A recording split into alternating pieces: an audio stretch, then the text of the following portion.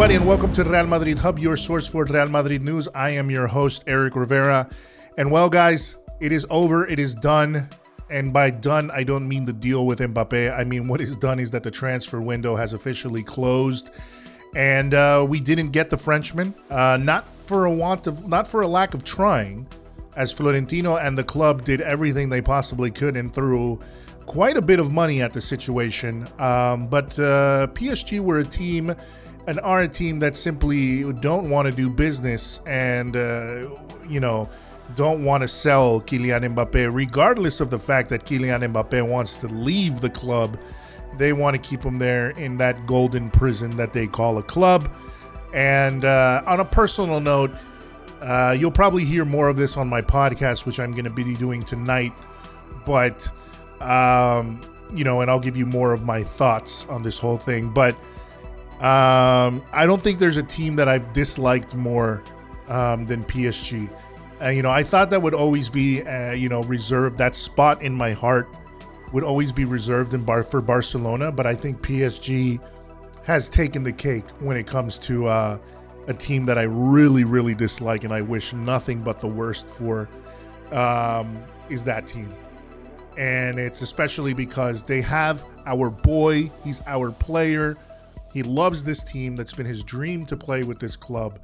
And they're not letting it happen because they just want to keep him for an extra year so they can do it for, I guess, publicity purposes, even knowing that this kid doesn't want to be there. But anyway, guys, let's go into the news for today. Camavinga, who is, of course, the new player of Real Madrid, who we did acquire during the transfer window, and who was, I think, for all intents and purposes, PSG wanted Camavinga. Let's be clear.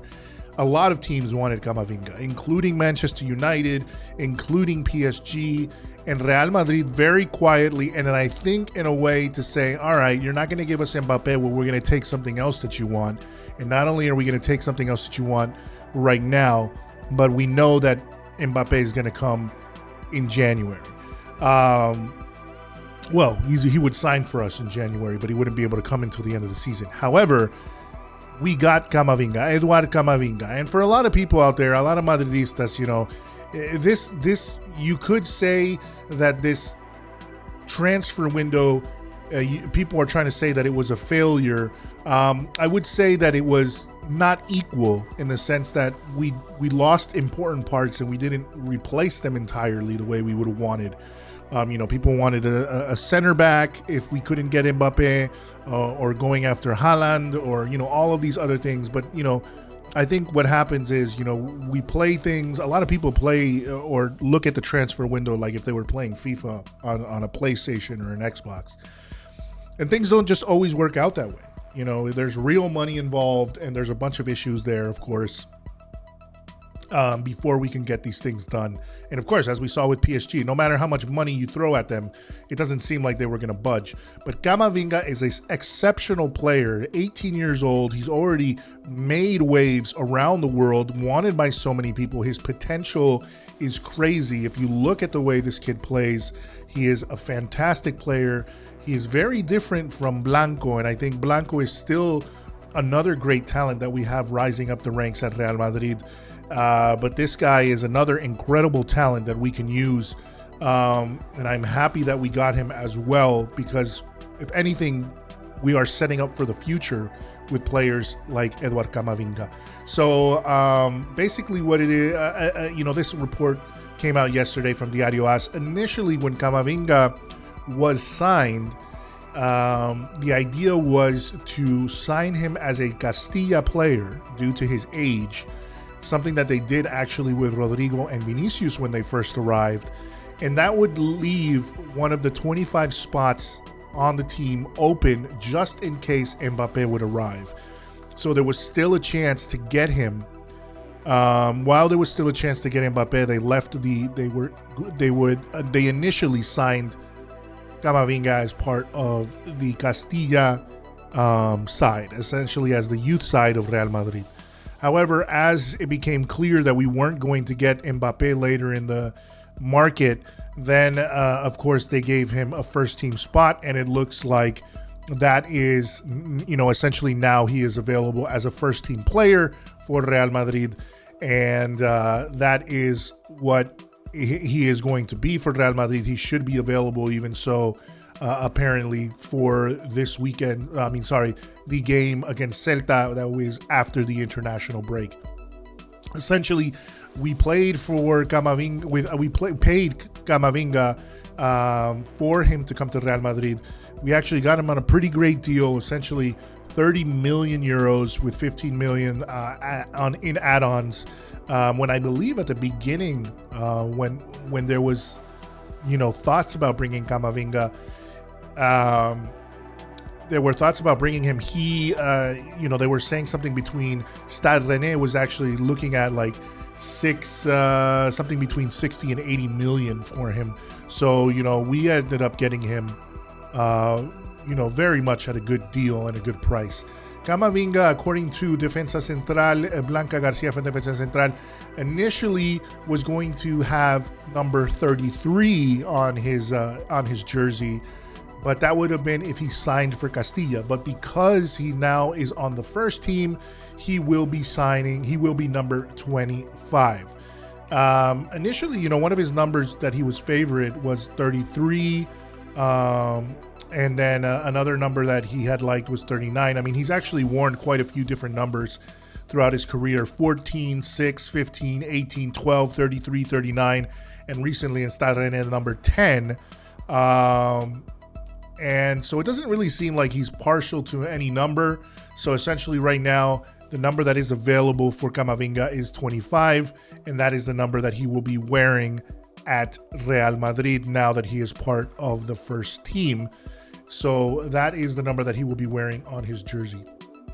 One of the things that we saw yesterday is, essentially we saw a lot of movements on social media. I think it's a funny way. A lot of people, were talking in Twitter and in the media about Kylian Mbappe not wanting to, I would say, go to war with PSG. Like, he wants to come to Real Madrid. Essentially, we heard that he was very saddened by the fact that the deal couldn't be made with Real Madrid. And, a lot of things that he did on social media sort of showed that. There was a post that he liked, shared, and then deleted in his Instagram stories, which has been saved. You can see it in many different areas of social media, where people were saying, essentially, where somebody had said, that they have a lot of respect for him and his professionalism, and to keep the dream alive, that they knew that, his dream was to come to Real Madrid and to keep the dream alive. And then he deleted that, essentially, I'm thinking, because they told him to. But another thing that was very interesting is that one of the likes on Camavinga's post, Camavinga made a post on his Instagram where he put, "Dreams really do come true," with a picture of him wearing, of course, the Real Madrid kit. And one of the first people to give it a like was, of course, Kylian Mbappe. No doubt a sort of a way of saying to Real Madrid and, even his own club, that's my dream. Essentially almost I'm jealous of you, Eduard Camavinga, because you're kind of doing what I want to do. But hopefully these two players will meet soon, and we're hoping that Kylian Mbappe can hold out until January, because he's going to get a lot of flack. I mean, I think he's going to suffer a lot, Kylian Mbappe at PSG. He's going to score and do a lot of things, because if there's one thing that I liked about him is how he's maintained so professional during this thing. A lot of people wanted him to come out and start going to war with PSG and all this type of stuff, and it doesn't seem like he really wants to do that, because at the same time, he is from Paris. He is a player that grew up there. He is French. He is from Paris. Paris Saint-Germain gave him a lot of opportunities, and as much as we might dislike Paris for what they've done, in the way they do business, he doesn't want to come off as being ungrateful. And I'm sure, to me, honestly, more important to Kylian Mbappe, more important to him than, looking good to Al Khelaifi and the Emir and all these, people at the board of PSG. Kylian Mbappe wants to show, I guess, the fans that he is grateful. So essentially, he's staying, but we all know that he's not. I mean, hopefully, he's not going to renew. It's going to take a lot of pressure. We know things switch on a dime. In this world of football, we could say, he's not gonna switch. He's gonna come for free. He's not gonna re-sign. He's not gonna renew. But we'll see what happens. I mean, they're gonna have an incredible team there at PSG, and it'll be very interesting to see what happens with Kylian Mbappe and if he can hold out and not renew and essentially leave this summer for free. So who knows what's going to happen? He can sign a pre-contract essentially in January. That's why you're hearing a lot of people talk about January. He can sign with another team in January. He just can't leave officially. He can't leave Paris Saint-Germain until the end of the summer, until June. So that's June of 2022. So, but again, one of the other things, of course, is he has continuously shown his love for Real Madrid via social media. He did it again yesterday, deleted a post, and then he did it again, liking Camavinga's post of coming to Real Madrid. So, the last notice of the day, the last news of the day that I have for you comes from Rubén Gómez of Defensa Central, and it is about Mariano, who is really another player or another person that I kind of just can't stand at this point. It's one of those players that, listen, man, when a team doesn't want you, and I understand people talk about contracts and all those type of things, but if you have a career as a football player, and you're not getting minutes, it's kind of the things where, where people get called mercenaries and where fans turn on you, essentially is when not only are you not getting minutes, but they're giving you opportunities to go to places where you are going to get minutes. Essentially, you're still going to make money, but, you're just not going to play for the team that you want to play, But what good is it if the team that you want to play has you in their ranks, has you on their roster, but you're not going to see minutes? What good is it for your career to be sidelined for 2.5 years? Then that means that you weren't really a football player, or you're not really a football player, and you're just in it for the money. And essentially that is what I feel Mariano Diaz is doing at this point. There's been deals where he was going to go to Benfica. There's been deals where they've been telling him, we can, make loan deals. We could do all these kind of things. And he just continuously refuses to do so. And one of the things that they wanted to do yesterday, one of the things that was not as talked about, was in the last minute, there was a last minute deal in order to get Mariano Diaz to go to Rayo Vallecano, which is another team we know up from, that just came back to Primera, just came back to the first division from second division in Spain. They are local to Madrid. They are from Vallecas, which is basically a municipality of Madrid. And they had pretty much had an entire loan deal set up so that he could go there. And I think the part of this was to open up a spot in case Mbappe came. But he didn't want to do it. He didn't want to do it. He said no. He said he wasn't going to go to Rayo Vallecano, sorry. And he said apparently here from Defensa Central, Rubén Gómez said that he told everybody that he wasn't going to leave. He did not accept any way out of Real Madrid, and he was clear not only to the team but also to his agents and even his father.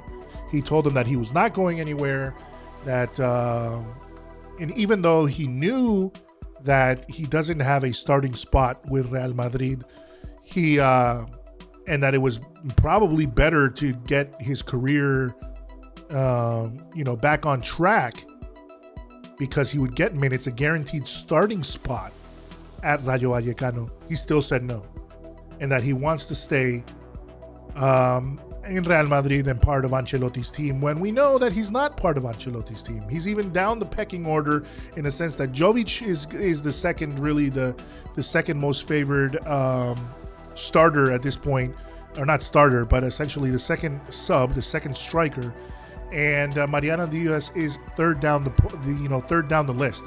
So it's insane to me that this guy just sticks around. And like, when if a team doesn't want you, the best thing that you do for your career is, I would say, you try to go to a place, even if you're saying, I'm not going to leave, I don't want to be sold, or, my contract or whatever, because I still want to make money or whatnot. But this loan deal, apparently even Real Madrid was going to take on some of his wages. Essentially, he was going to be earning the money that he wants, just not playing for Real Madrid. And at this point, he said no, and that is what we know. And it just seems crazy to me that this guy still sticks around.